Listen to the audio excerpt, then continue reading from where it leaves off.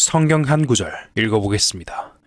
우리가 보고 들은 바를 너희에게도 전함은 너희로 우리와 사귐이 있게 하려 함이니 우리의 사귐은 아버지와 그 아들 예수 그리스도와 함께 함이라. 지금 이곳에는 각기 다른 사람들이 모였지만 우리가 분명히 알아야 할 중요한 사실은 하나님 아버지께서 여기에 함께 계신다는 것입니다. 또한 예수님도 함께 계십니다. 어떻게 계시느냐 하면 성령으로 계십니다. 여러분들 중 아직 삼위일체의 원리를 잘 모르실 분이 계실 겁니다. 지금은 성령의 시대입니다. 성령의 시대란 하나님께서 우리와 성령으로 함께 하시는 시대를 말합니다. 성령의 시대에는 하나님이 성령으로 계시는 것입니다. 그러므로 하나님 아버지께서 우리와 함께 계시고 아들 예수님도 함께 계십니다. 예수님이 부활하시고 승천하셨다고 해서 구름이 어딘가로 올라가 보이지 않게 되셨다고 생각하면 오해입니다. 그런 것이 아니고 예수님은 신령한 몸으로 변하셔서 사람들이 눈으로 보지 못하는 영적 세계에 계십니다. 그렇지만 실제로는 주님이 우리와 늘 함께 계십니다. 마태복음 28장을 읽어보겠습니다.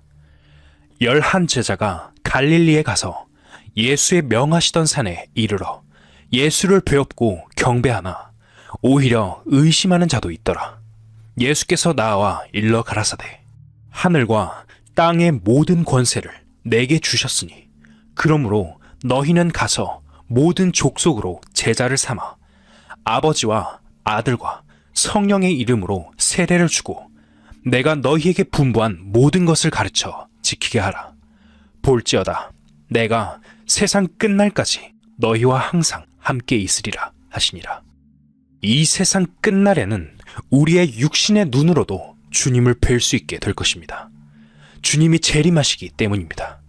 그러나 지금은 주님이 영으로 우리와 함께 하십니다. 하나님 아버지도 본래 영이시기 때문에 지금 우리가 눈으로 보지 못할 뿐 실제로 여기 계십니다. 하나님은 성령으로 계시며 우리와 함께 하십니다. 그렇기 때문에 그리스도인들이 함께 모여 교제하는 자리에는 하나님 아버지와 예수님도 함께 하신다는 요한 1서의 말씀이 그대로 이루어집니다. 이 교제라는 것은 굉장히 중요한 것입니다. 마태복음 18장을 읽어보겠습니다.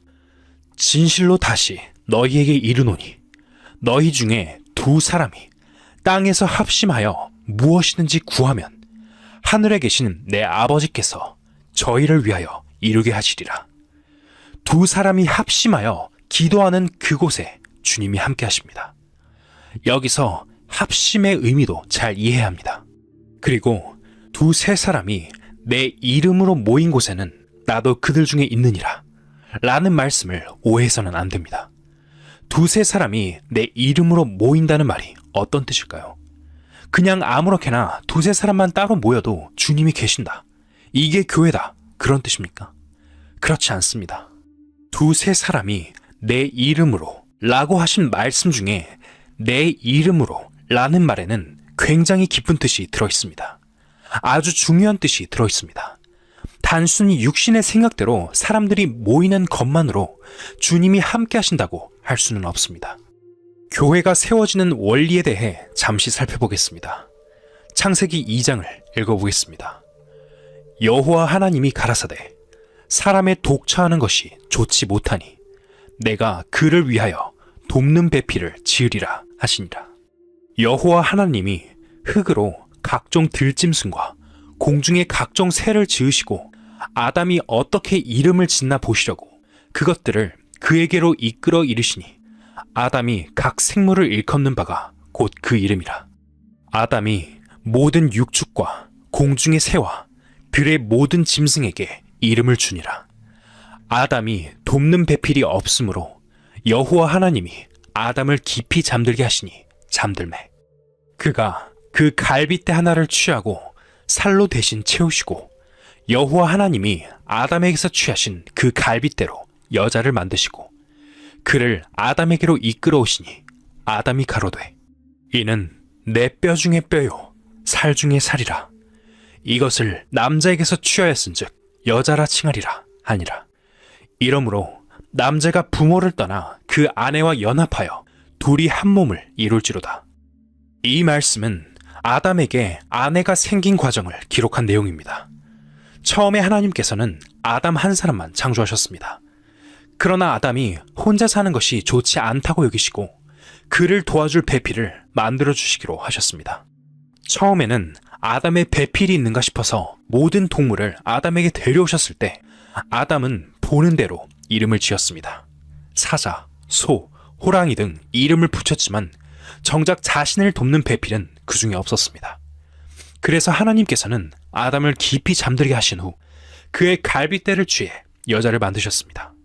그리고 하나님께서 그 여자를 아담에게 데려가니까 다른 동물을 데려갈 때는 그냥 그 이름만 지었는데 아담은 자신의 참사랑의 대상인 하와를 보더니 이는 내 뼈 중에 뼈요 살 중에 살이라 이것을 남자에게서 취하였은즉 여자라 칭하리라 라고 말했습니다. 여기서 히브리어로 남자는 이시이고 여자는 이사라고 합니다. 그 남자 여자란 말 자체가 서로 관계가 있습니다. 이는 내 뼈 중에 뼈요 살 중에 살이라는 말씀처럼 여자는 남자에게서 나왔기 때문에 같은 생명체이자 사랑의 관계로 연결되었습니다. 그렇기 때문에 참 사랑의 관계가 되었고 같은 생명체입니다. 이는 인류의 조상이 되는 첫 관계를 보여주는 중요한 말씀입니다. 그런데 오늘날 많은 교회가 마치 상점을 열듯 사람의 생각과 방식대로 세워지는 경우가 많습니다. 하지만 진정한 교회란 하나님께서 성령 안에서 세우시는 공동체입니다. 하나님의 말씀과 섭리에 따라 세워지는 것이 교회의 본질임을 알아야 합니다. 우선 교회의 원리를 생각해보고 교회의 역사도 간략히 살펴보겠습니다. 많은 사람들이 이미 알고 있듯이 교회는 건물이 아닙니다. 교회라는 단어는 헬라어 에클레시아에서 유래했습니다. 이는 세상에서 불러낸 무리를 뜻합니다. 혼자서는 교회가 될 수 없습니다. 두세 사람이 내 이름으로 모인 곳에는 나도 그들 중에 있느니라. 이 말씀처럼 두세 사람 이상이 주님의 이름으로 모이면 교회가 됩니다. 그러나 이런 교회의 본질을 올바르게 이해하는 사람은 많지 않습니다. 주님의 이름으로 모인다는 말에는 깊은 의미가 담겨 있습니다. 그런데 주님이 허락하지 않은 이름을 사람들이 자기 멋대로 도용해가지고 모이는 사람들이 있습니다. 우리가 한 가지 알아야 할 것은 주님의 이름으로 모인다는 것이 무엇이냐 하는 것입니다. 요즘 뉴스를 보면 어떤 사람들이 남의 이름을 도용해서 거짓된 도장을 만들어 남의 땅을 팔아버리는 경우가 가끔 보도됩니다. 주님의 이름으로 모이려면 주님께서 그 이름을 허락하셔야 됩니다. 주님이 그 이름을 허락하지도 않았는데 사람들이 자기 멋대로 주님의 이름을 도용하여 주님의 이름으로 모인다고 하지만 그것은 주님의 이름으로 모이는 것이 아닙니다. 또 그렇게 모여가지고는 주님의 이름으로 기도를 할 수도 없습니다. 출애굽기에서 모세는 하나님께 다음과 같이 물었습니다. 내가 이스라엘 자손에게 가서 이르기를 너희 조상의 하나님이 나를 너희에게 보내셨다 하면 그들이 내게 묻기를 그 이름이 무엇이냐 하리니 내가 무엇이라고 그들에게 말하리이까? 이에 하나님은 대답하셨습니다. 나는 스스로 있는 자니라. 또 이르시되 너는 이스라엘 자손에게 이같이 이르기를 스스로 있는 자가 나를 너희에게 보내셨다 하라. 하나님이 또 모세에게 이르시되 너는 이스라엘 자손에게 이같이 이르기를 나를 너희에게 보내신 이는 너희 조상의 하나님 곧 아브라함의 하나님 이삭의 하나님 야곱의 하나님 여호와라 하라. 이는 나의 영원한 이름이요 대대로 기억할 나의 표본이라.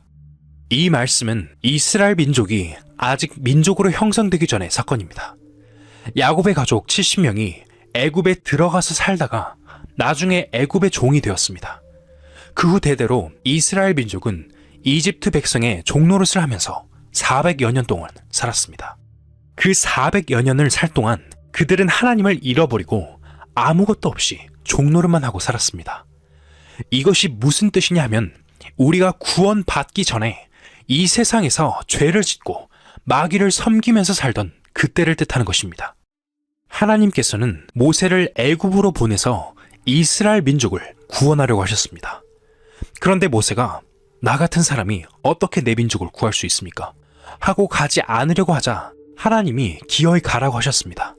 그러자 모세는 그러면 내가 그 이스라엘 사람들에게 가서 하나님의 이야기를 하면 그들이 그 하나님의 이름이 뭐냐고 물을 터인데 내가 뭐라고 대답하겠습니까? 하고 하나님의 이름을 가르쳐 달라고 했습니다. 그러자 하나님은 나는 스스로 있는 자다. 나는 자존자다.